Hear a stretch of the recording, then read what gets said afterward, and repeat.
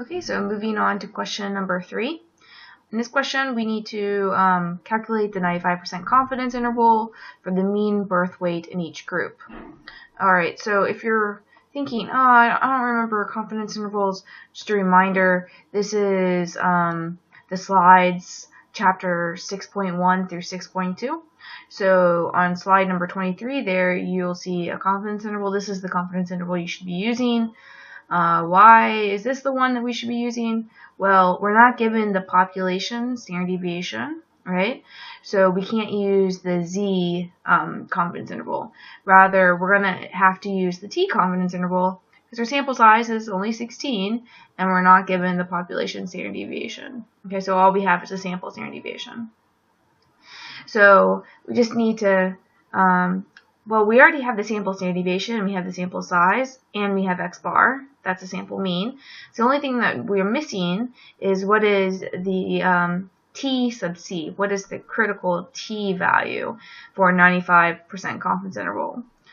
If you'll recall, I'm going to go ahead and start doing this over here. So this will be, let's see. Actually, I'm going to move this problem to label over here. Okay. I'm going to call this problem 3. Go ahead and bold it. Alright, so this t sub c, this is what we need. So we know that the area, right, we're trying to do a 95% confidence interval, and so that means 95% of the area is going to be in the middle of that curve, right? So that means half of 5% is going to be on one side, and half of the other 5% is going to be on the other side.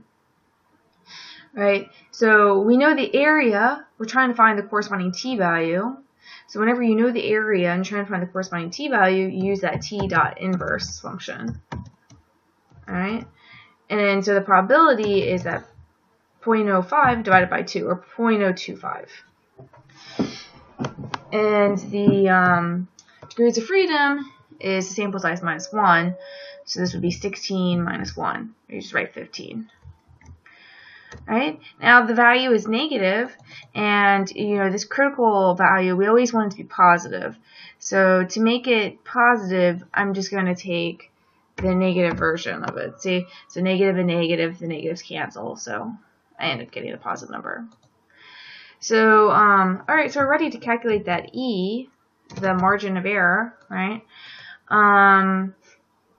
I'm going to need to do this both for the smoking mothers and the non-smoking mothers. So I'm just going to go ahead and label this non-smoking, and I'm going to label this one smoking. I'll go ahead and color the cells. Okay, so smoking and non-smoking. And so the margin of error for this non-smoking, okay, if we forget the formula, we can go back to our slides. So it's the t times s divided by square root of n.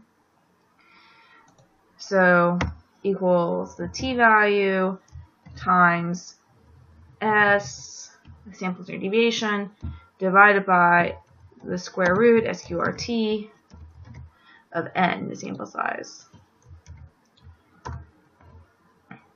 Okay, if I, well actually, yeah, I'm going to need to retype it. So, so it's going to be t times s divided by sqrt, the sample size. Okay. Alright, so now we have the margin of error. So we're ready to calculate the confidence intervals. I'm going to go ahead and do the lower bound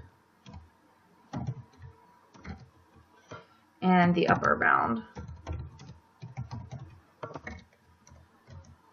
So the lower bound will be the sample mean minus the margin of error, and the upper bound will be the sample mean plus the margin of error. Okay, same thing over here. So the sample mean minus the margin of error, and the sample mean plus the margin of error.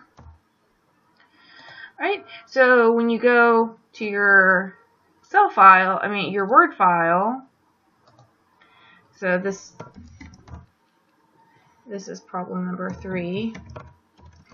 So when you're writing problem number 3 out,